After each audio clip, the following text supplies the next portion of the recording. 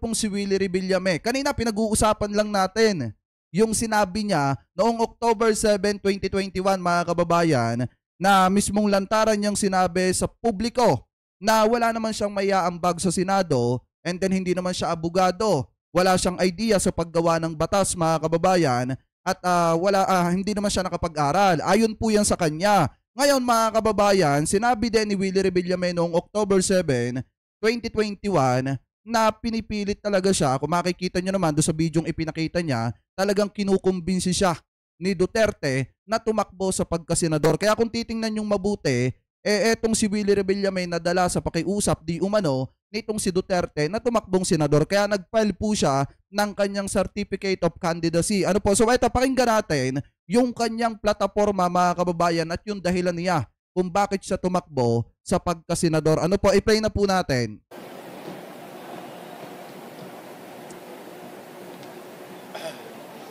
2 minutes introduction. Magandang hapon sa inyo lahat, Luzon, Visayas, Mindanao, at saan masulok ng mundo. Una sa lahat, ako po si Wilfredo Bendia Revillame, yan ang tunay kong pangalan. Pero kilala niyo naman ako sa pangalang Willie Revillame. At ako po ay 64 years old. Siguro hindi na ako kailangan mag-explain, hindi na ako kailangan magpakilala sa inyo. For 21 years, meron akong daily show, tanghali, hapon, gabi. So, kumbaga, naging parte na ako ng buhay ng mga Pilipino, lalo na po yung mga nanay, tatay, lolo, lola, yung household. Yun lang at tandaan natin to mga kababayan ha, yung mga programa ni Willie Revillame na nakatulong sa napakaraming tao sa mga kababayan natin Pilipino, talagang kung tutuusin mga kababayan, yun po ay plataforma ng kanilang programa. And then nagpapalaro sila para makapagbigay ng tulong sa mga kababayan po natin. Kung hindi nila gagawin yon mga kababayan, na magkakaroon sila ng mga palaro para magbigay ng tulong sa mga kababayan natin, hindi naman tatangkilikin ng publiko yung kanilang programa. And then hindi naman kikita ng malaking halaga yung kanilang programa at hindi sila makakakuha ng mga ads mga kababayan para sa kanilang programa kung hindi sila magpapasok ng ganong klase ng palabas. Ano po na kung saan nagbibigay sila ng palaro, tumutulong sila sa mga kababayan po nating Pilipino. Sa madalit salita mga kababayan, tumutulong sila, natutulungan sila pabalik. Ganon po yung senaryo ng nangyari dito sa mga programa nitong si Willie Revillame. Kaya hindi natin talaga maikukonsider mga kababayan na pamula nung umpisa pa lamang puro pagtulong yung ginagawa po niya. Kasi unang-una, trabaho niya po yon bilang isang host ng isang programa na nagbibigay ng tulong. Ano po? Anyway, ipagpatuloy pa natin.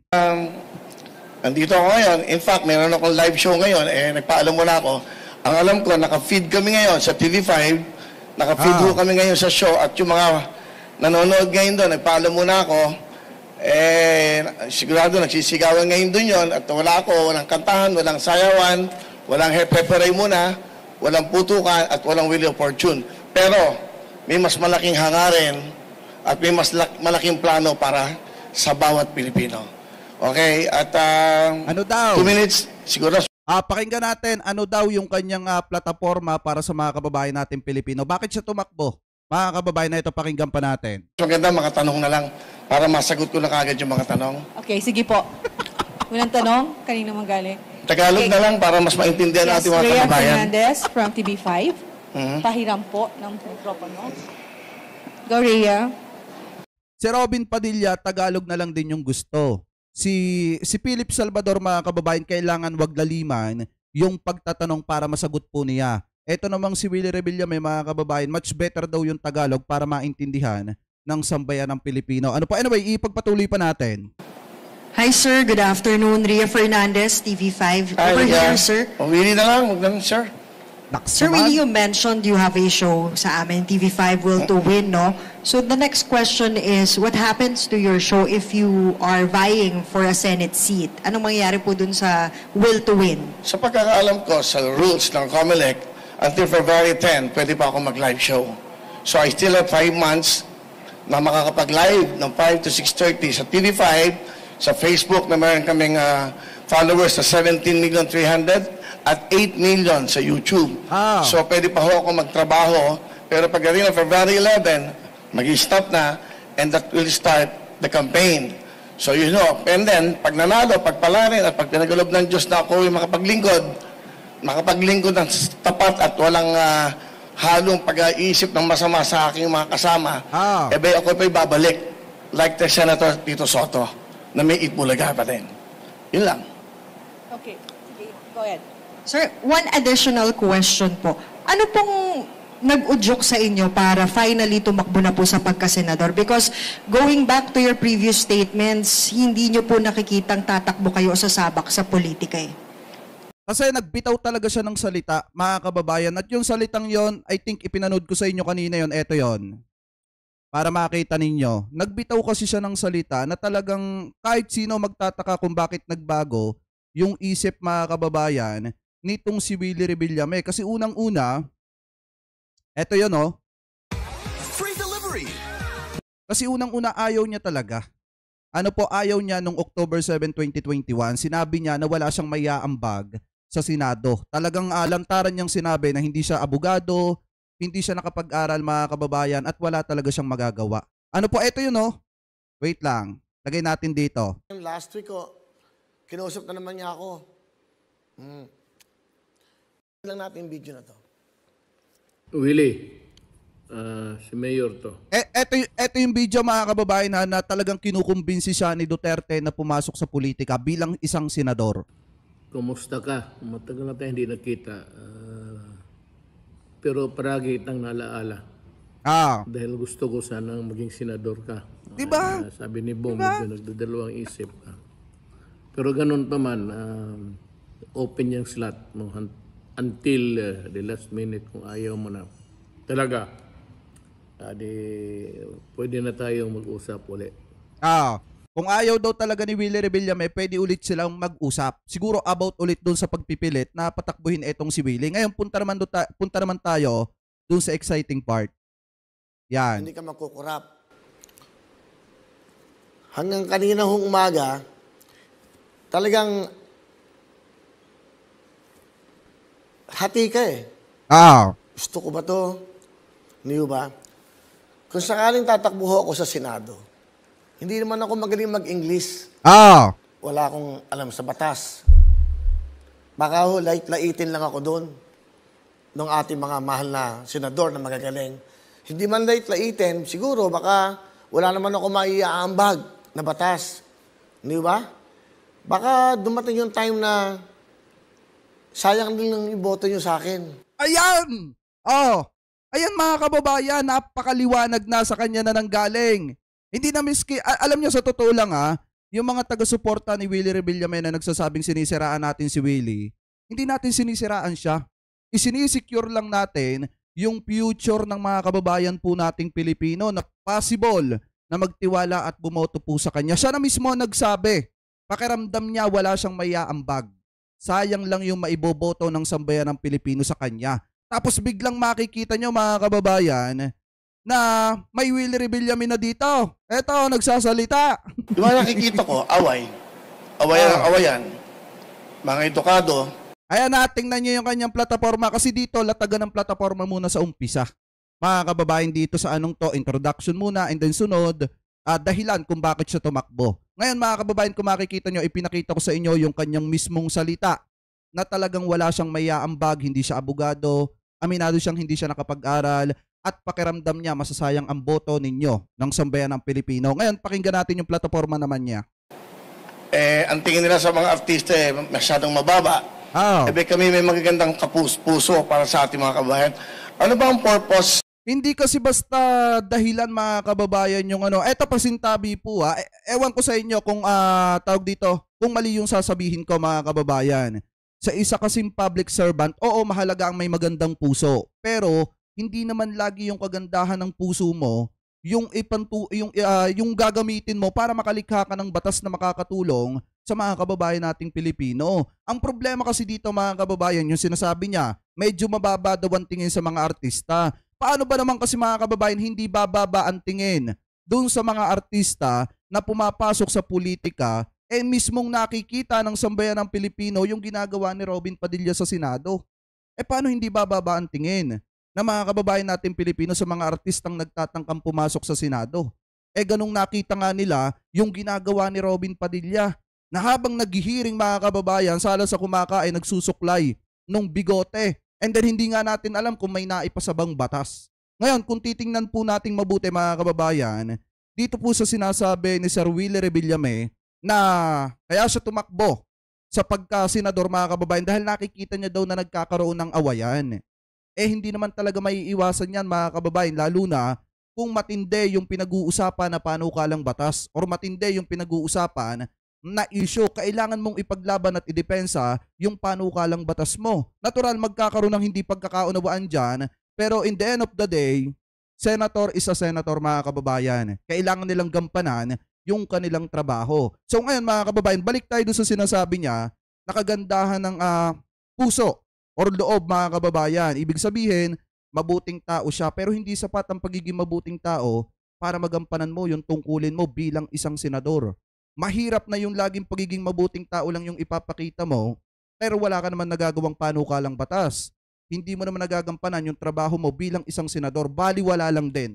Mga kababayan, ano po, dapat naandyan yung diskarte sa Senado, konting utak mga kababayan at yung kagandahan ng loob. Yun ang pwede pa. Pero pagka yung sasabihin mo lang, artista ka, maganda yung loob mo, gusto mo magsenador, dahil sa di umano may pakiusap, siguro mga kababayan, mahirap po yan. Alam naman po natin kung para kanino yung interest niya. Ano po ngayon, ipagpatuloy pa natin. Ng isang senador.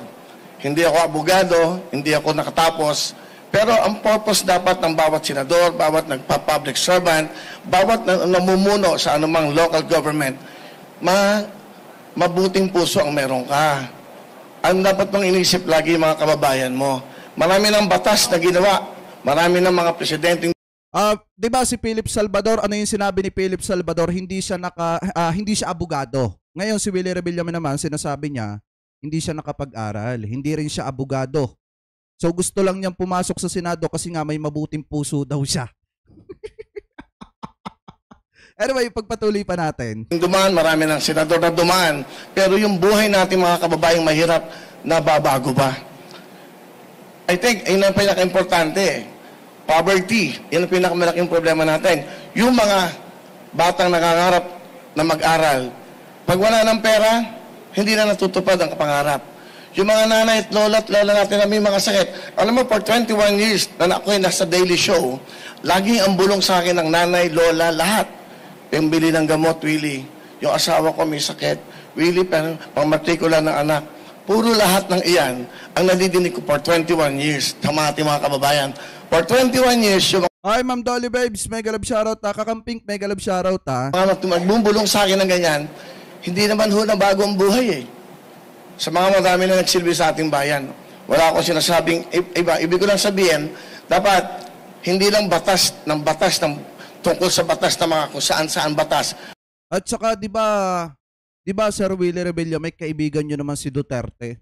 Bakit hindi na bago ni Duterte yung buhay? Sinabi mo, almost 20 years ka nang naandya dyan sa programa ng mga show mo. And then yun lagi ang nakikita mo. Di ba naging matalik mong kaibigan si Duterte dati? Bakit di mo nasabi na baguhin ang buhay ng mga taong lumalapit sa'yo? Baguhin ang buhay ng mga tao na nakikita mo naghihirap sa ating bansa. Bakit hindi mo nabulungan si Duterte noong mga panahon na siya pa ang presidente? Kung talaga mga kababayan na may malasakit sa mga kababayan po nating Pilipino. Kasi unang-una, madaling magsalita.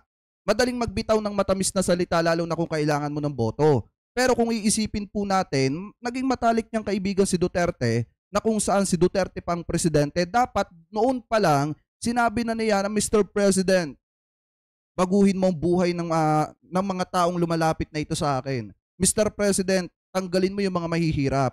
Dapat noon pa lang kung talagang maganda yung agenda mo sa mga kababayan natin. Di ba mga kababayan? Anyway, ipagpatuloy pa natin. Batas ng mga mahihirap ang kailangan natin. Paano magbibigyan ng magandang buhay ang ating mga kababayang? Isa pa yan. Di ba dapat sinabi mo kay Duterte, Mr. President, ang kailangan natin ay batas ng mahihirap. Hindi batas ni Michael Yang. Hindi batas ng mga bossing ng Pogo. Hindi batas ng mga nakakasama mong sangkot sa Pogo. Dapat sinabi mo kay Duterte yan nung panahon na siya pa ang presidente. Dapat hindi ngayon kung kailan kailangan mo ng boto. Ano po, anyway, ipagpatuloy pa natin. Mahirap. Mga batang nangangarap na walang pambili ng libro, walang sapatos, walang pang matrikula. Isa pa yan. Dapat, since kaibigan mo naman si Digong, dapat binulungan mo si Sara. Na kaysa unahin mo yung pagpapagawa mo ng mga librong ganyan, ipamimigay mo, gagastusan ng 10 milyon, bakit hindi mo unahin BP Sara na tugunan yung pangangailangan ng mga batang gustong makapag-aral, na hindi makabili ng uniforme, walang pambili ng mga libro, mga aklat. Di ba dapat malapit siya sa mga Duterte? Dapat nasabi niya yan. Lalo na nung si Sara pa, ang sekretarya ng DepEd, mga kababayan. Di ba kung tutuusin, maraming pwedeng gawin si Willie Revillame na kaibigan ni Duterte, mga kababayan, na makakatulong sa mga kababayan natin with the connection of the Dutertes. Yung connection niya sa mga Duterte, mga kababayan. Pwede niyang bulungan si Sara nung si Sara pa ang sekretarya ng DepEd. BP, baka matutulungan mo itong mga kabataan natin na walang pambili ng aklat, walang pambili ng uniforme na gusto mag-aral. Baka may magagawa kang paraan or baka may magagawa ka na programa na makakatulong sa mga batang ito. Dapat ganun kasi, mga kababayan. Ano po? Anyway, ipagpatuloy pa natin. Yan, yung mga lola at lola na nanay natin na walang pambiling gamot. Yan, lagi yan ang reklamo nating kababayan. Dapat isa pa yan. Diba, malapit ka sa mga Duterte, dapat naibulong mo kay Bongo. Oy, Senator Bongo, yung malasakit center natin, diba may malasakit center tayo? Dapat itong mga matatandang ito na walang pambili ng gamot, walang pang mga pampa-check up. 'Di ba libre naman do sa malasakit center? Baka pwede nating tulungan ng mga ito. Alam niyo, marami siyang pwedeng gawing paraan. Bakit ngayon niya lang sinasabi, mga kababayan? Ano po, anyway, pagpatuloy pa natin. Sa Senado, may batas para sa ating mga kababayan. Saka ako, parang nalulungkot ako pag nakakakita ako ng mga nag-aaway, ego, pagalingan, hindi naman ho ganun ang pagsilbi sa bayan. Dapat busilak ang puso mo sa iyong mga kababayan. Lalong-lalo na mahirap. Kung makikipag-away ako sa Senado, makikipag-away ako para sa mahirap. Talaga? Thank you po. Okay, Talaga ba hindi para kay Duterte pag kukunin na ng ICC? Talaga ba, mga kababayan? Para ba talaga sa interes ng mga kababayan nating mahihirap? Hindi ba para kay Duterte pagka kukunin ng ICC? Or hindi ba para sa interes ng mga Duterte? Kasi, mga kababayan, paano pagka halimbawa yung nag-pursue yung impeachment complaint ng bayan muna laban kay Sara tapos nakarating ng Senado? Baka isa siya sa makikipagtalaw para wag matuloy yun. Mga kababayan, yan ba para sa mga kababayan Pilipino natin? Kasi unang-una, alam natin yung agenda kung bakit yung mga PDP ngayon nagpapatakbo ng napakarami mga senador. Kasi kailangan may makalusot, mga kababayan, para madepensahan di umano etong mga Duterte. Ano po, di umano. Ngayon, ipagpatuloy pa natin. Mr. Gerard Nabar, Pamalaya. Sir, good afternoon, sir. Sir, 2 questions lang, sir. Sir, you've been on top of the surveys or if not, pasok po sa winning circle. Ano po yung assessment po natin sa chances po natin, especially you're running as an independent? Well, hindi ako pwedeng mag-desisyon yan. I cannot assess dahil yung independent pala siya, pagpatuloy pa natin. publiko yan, ay mga tao. Mararamdaman mo lang. Saka, I also have my decision kung talagang hindi ako pumapasok sa top 12 o ano, and I will withdraw. Simple lang naman. Ibig sabihin, baka hindi ako gusto ng tao for this privilege na maging senador. I can just come back in my show. Pwede naman ganun ang hangaran ka naman dito yun nga, makatulong talaga. Saka makagawa ng kabutihan. Makagawa ng batas. Makagawa ng batas sa ating mga kababayan. Kung nadidinig nyo lang araw-araw ang bulong sa akin ng bawat mahihirap, dudugo ang puso mo. Wala kang pambili ng pagkain Kailangan daw niya makagawa ng batas, pero sinabi niya na wala siyang idea kung paano gumawa ng batas. Sinabi niya na hindi siya abogado. Sinabi niya, mga kababayan, na di siya nakapag-aral. Ayon po sa kanya yan. At wala siyang maiaambag sa Senado, paano siya makakagawa ng batas? Diba? Ay pagpatuloy pa natin. Wala nga, tapos makikita mo sa Senado, sa Congress, puro awayan ng awayan. Yung bang nakikita ba na, alam mo, napansin ko, pumunta ka sa mga probinsya, hindi naman nila pinapansin yung mga yan Ang iniisip na kakainin ng kanilang pamilya. Sa umaga, sa tanghali, sa gabi, kung paano mabubuhay ang pamilya. Hindi naman nila papansin lahat yan. Sa aking pagkakalam, sa research, 94.7% mahirap sa ating bansa.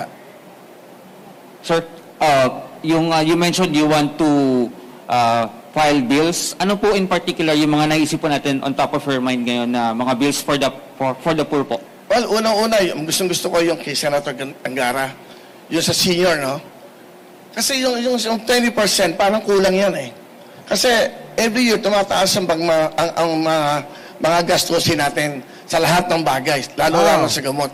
Ako, ang pwede kung papalarin, pagkakalooban ng Diyos na manalo ko, maupo ko sa Senado, ang una kong i-adjust ko yung 30% sa mga seniors, PWDs. Mahirap, maging mahirap, napakahirap. Kung ikaw ay senior, mga kababayan, tapos PWD, matutuwa ka dyan eh. Pero ang tanong, magagawa kaya niya? Yan kasi ang tanong dyan, mga kababayan. Ano po? Anyway, pagpatuloy pa natin. Paano kung bibili ng gamot? Paano tumatagal ang buhay na mahirap? Walang pambiling gamot. I think yan ang isang bill. And then, sa mga bata, dalawang bagay lang eh. Ang kinabukasan natin, bataan eh. Dapat yung mga eskwela wala ng bayad. Libre-libro. Di ba? Yun ang mga sa local government, sa nakikita ko, sa batas na ginagawa nila. Kung talaga magsisilbisyo tayo sa bansa, sa bayan, unahin natin ang mamamayan eh. Hindi ang bayan. Kasi ang nagpapatakbo ng bayan, yung ating mga mamamayan. Dapat malusog yan. Dapat maayos ang pag-iisip. Dapat healthy. Dapat magandang pinakabukasan. Dapat nakakapag-aral. Dapat marunong sa buhay. Para hindi lagi dumidepende sa gobyerno. Paano pagka ang tanong sa kanya, di ba sabi niya wag daw munang unahin yung bayan, ang unahin yung mamamayan. Paano pag ang tanong sa kanya, ano po masasabi nyo, Sir Willie, dun sa issue ng West Philippine Sea? Paano pag yun ang tanong sa kanya, mga kababayan? May masasabi kaya siya about sa West Philippine Sea? Yun kasi, alam niyo kung tutusin, yun yung mga magagandang tanong sa mga katulad nitong si Willie na talagang eto, independent pala, mga kababayan. So makakasagot ito ng about dun sa agawa ng teritoryo sa Pilipinas with China, mga kababayan. Ano po? Anyway, ipagpatuloy pa natin. Last quick question. 1 minute and 45. Bigyan ng jacket yan. Saan yung microphone? Sharian. Sir, magandang hapon. Opo, Sharian Torres, ABS-CBN. Sir, ano yung mga personal na paghahanda po ninyo na ginagawa ngayon? Kasi andun nga yung malaking possibility na isa sa mga araw na to, pala rin kayo na maging senador. At syempre, alam naman po natin na maliban sa busilak na puso, mapupunta talaga kayo at mapupunta sa matindihang debate, lalo na kung ipaglalaban nyo yung mga panukalang batas po ninyo. So, paano po kayo naghahanda sa mga ganito? Well, hindi ako makikipagdebate. Hindi ako makikipag-away. Makikiusap ako at hindi ako haharap sa TV na nakikipag-away sa kanila. Pakiusapan namin to, ano ba dapat natin gawin para matulungan natin ito mga to? Ano bang batas na pwedeng gawin? Para Halimbawa, mayroong plenaryo. Mga kababayan, yung plenaryo katulad nung debatihan, hindi daw siya makikipagdebate. Makikiusap daw siya doon, mga kababayan, na huwag nyo itutok sa akin yung camera, pag-usapan natin to, nang hindi tayo nagtatalo, hindi tayo nagdidebate. Unang-una kasi, mga kababayan, napakahalaga ng plenaryo sa Senado. Kasi dyan nakikita kung karapat-dapat ba yung isinusulong na batas. Ano po, kaya nga nagkakaroon ng debate kasi dinidepensahan nung isa yung kanyang panukalang batas, mga kababayan, and then dun makikita kung dapat bang makalusot yung kanyang panukalang batas sa Senado. Ngayon, kung ang katuwiran nitong si Sir Willie Revillame, hindi siya makikipagdebate, paano niya ididepensa yung kanyang panukalang batas? Kasi unang-una, napakahalaga. Gaya nga ng sabi ni Robin Padilla, napakahalaga ng debate dyan sa Senado. Kaso nga lang, ang problema, mga kababayan, pagka nagkakaroon ng debate sa Senado, pagka ikaw ay walang malalim na kaalaman doon sa pinag-uusapan, iwang ka talaga. Wala ka talagang masasabi. Ano po ngayon, ipagpatuloy pa natin. na naman guminawa ang buhay natin mga kababayang mahirap. So I think yun ang pinaka-importante. Hindi mo kailangang ipakita sa TV na magbabangayan kami, pagalingan ng English, pagalingan ng sinasabi. No, I don't think that's the right thing to do na maging public servant. Lahat mapag-uusapan eh. Lahat pwede mong pakiusapan. My colleagues, pwede ba natin gawin to? May mga lugar tayo naghihirap. Napapansin ko sa bagyo, tuwing may bagyo, lagi may problema, tanggal ang bubong. Yung pupuntahan nila na dapat doon sila ma-accommodate, hindi rin sila, binabaha din yun. Anong dapat na paraan? Isa yan sa mga nakikita ko. Kasi during the time na maraming may bagyo, pinupuntahan ko din yan na hindi naman ako public servant. Dahil gusto ko lang makatulong sa ating mga kababayan. Time's up? Yes po. Parang ako lang pinakamabilis ah. Ay, Hindi naman. Okay. okay lang po. Okay na. Thank you, sir. Okay, but Salamat anyway, po. maraming salamat. Chairman, maraming salamat kasi tinanong ko si Chairman yung mga rules. So, pwede pa ako mag-show hanggang February 10. That's last day. Maraming salamat at mabuhay. Sana ang pag-asensyo ng bayan, pagmamahalan. Maraming Salamat. sir. Sir, photo op po sa gitna. Sana all. Yan daw mga kababayan ha.